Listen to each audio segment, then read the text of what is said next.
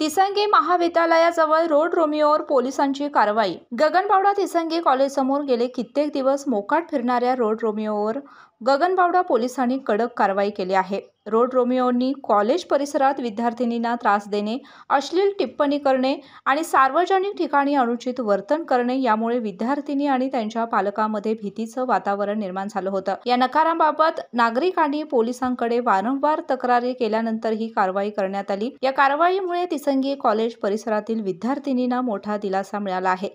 Gaganbawada police स्टेशनचे अधिकारी ज्ञानदेव वाघ यांच्या नेतृत्वाखाली ही कारवाई करण्यात आली।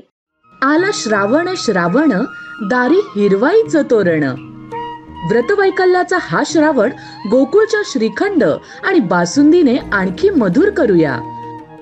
आपल्या महशिंदे कॉलेजच्या आवारात उपस्थित आहेत। त्यांनी जी मुलं मुलींची छेडछाड करतायत, त्यांना विचित्र पद्धतीने बिहेवियर करतायत, त्यांच्या बाबतीत कडक कारवाई म्हणून पोलिसांनी मुलींना खूप मोठे सहकार्य केले आहे।